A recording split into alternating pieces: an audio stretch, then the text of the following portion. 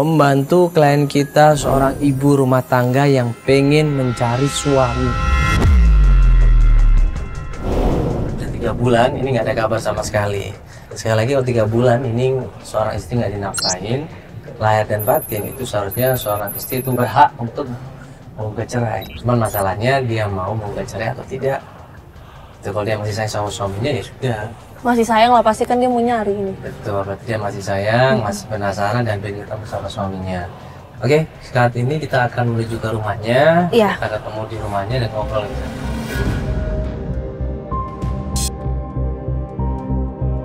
Nah, pas sampai rumahnya, sebuah kontrakan sangat sederhana. Kita jalan menuju kontrakan rumahnya, tiba-tiba... Udah, nggak bisa. Pokoknya motor ini saya bawa, ya, oke. Astagfirullah. Bentar.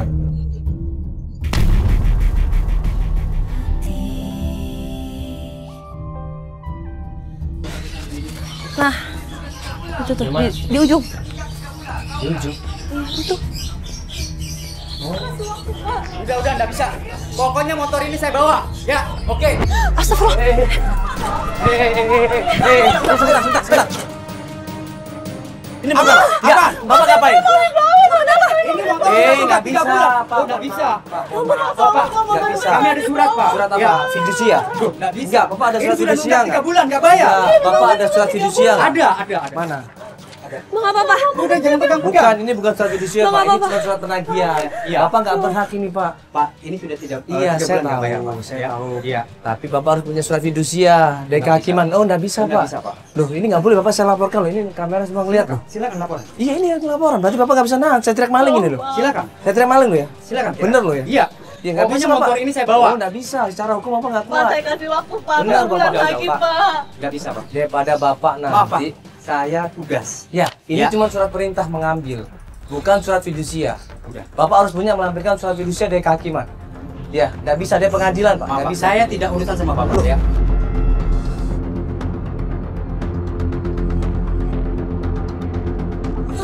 Kita jangan dibawa. Secara hukum nggak boleh, Pak. Nggak boleh. Panggil Pak RT kalau gitu. Biar panggil Pak RT. Panggil Pak RT. Saya tidak urusan sama Bapak. Bukan, tidak hukumnya Ini 3 tidak bulan seperti sudah itu, tidak Pak. bayar, Pak. Iya, saya tahu. Pak, hukumnya tidak boleh, Pak. Nggak bisa, nggak bisa. Pak, tolong, Pak, saya jangan Secara hukum dibawa. nggak boleh, Bapak kalah loh. Saya omongkan ya. Saya tidak urusan sama Bapak. Iya, saya tahu. Bapak nggak usah dorong saya. Nggak bisa Bapak ini. Enggak, Tolong, Pak, kalau jangan Bapak bawa punya motor surat saya, fidusia, Pak. ya kalau Bapak punya surat fidusia, saya kasih motornya. Bener, itu secara hukum Bapak menang. Bapak betul. Tapi ini Bapak salah.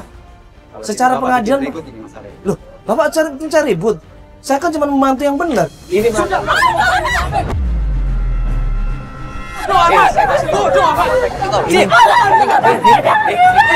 Pak, Bapak ini salah loh. Saya kasih tahu loh ya. Ini saya kasih tahu loh. Udah, Pak, Dia 3 bulan saya nggak nggak mau bayar. cari ribut. Saya nggak mau cari ribut. Oke. Saya nggak mau cari ribut. Bapak salah loh. Bawa surat fidusia dari pengadilan, baru Bapak benar. Jangan cuma main preman.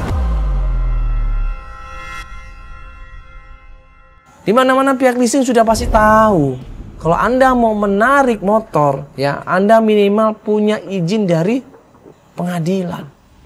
Kalau ada surat fidusianya, berarti Anda berhak untuk mengambil motor itu. Tapi kalau tidak ada, cara hukum tidak kuat. Ini motornya Mbak, betul? Itu motor saya.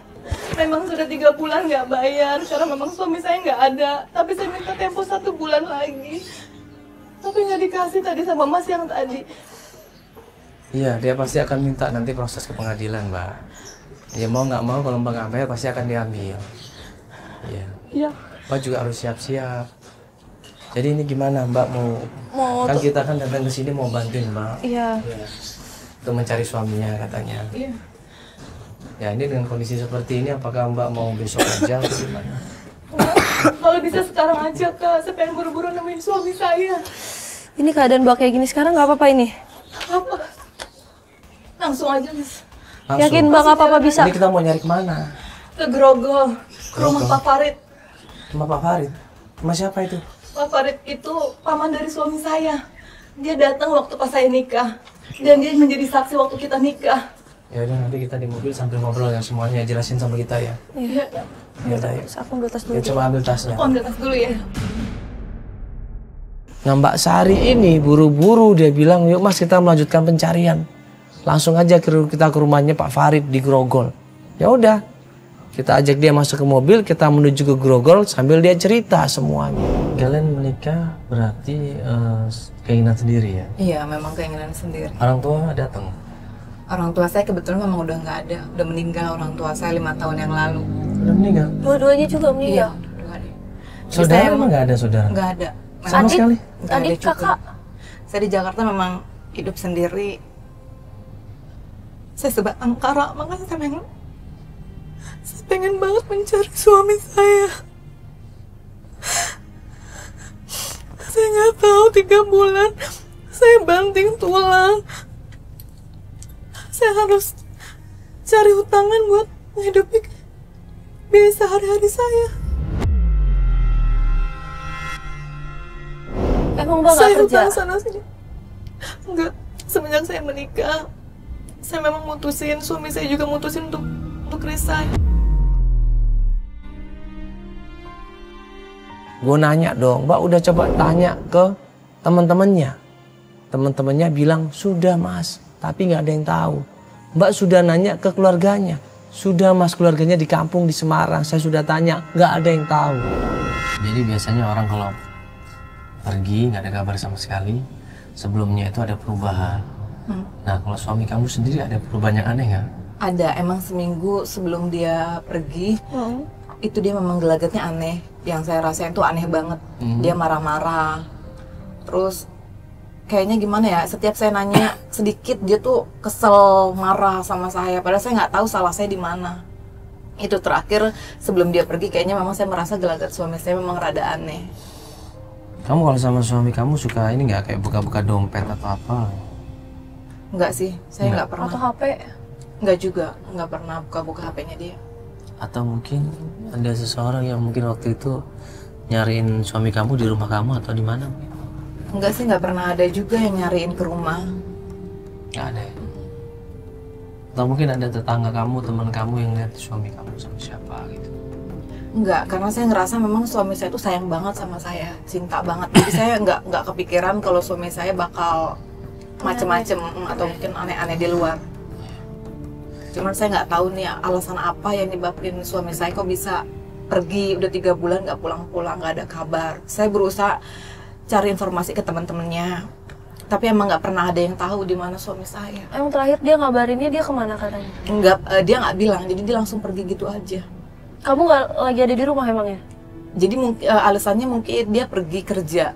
Oh bilangnya kerja aja? Terus ya udah, biasanya kan 1 minggu paling lama dia pulang. Ini seminggu, 2 minggu, sampai sekarang, sampai 3 bulan ini. Itu selama seminggu dia nggak pulang itu dia tetap ada ngabarin kan? Nggak Oh, pernah ada enggak? ngabarin. Nggak ngasih tahu lagi di mana gitu juga? Nggak ada. Kamu Jadi juga benar-benar nggak 3 ini ya? bulan tuh saya lost kontak banget sama suami saya. Biasanya kan kalau seminggu pulang, kan memang biasanya seminggu sekali ya. Ini kok seminggu, 2 minggu nggak pulang, nggak ada kabar. Ya saya khawatir aja kan sebagai istri. Sampai sekarang berarti ya? Sampai sekarang 3 bulan nggak pulang. Karena kan dalam 3 bulan itu saya nggak kerja, saya harus bayar kontrakan, saya harus makan. Karena waktu pas dari pertama saya nikah, suami saya larang saya untuk jangan kerja. Jadi sekarang makan sehari-hari itu gimana Mbak? Ya saya utang sana sini ke tukang sayur. Saya juga belum bayar kontrakan. Jujur Mbak, Saya cuma pengen tahu di mana suami saya.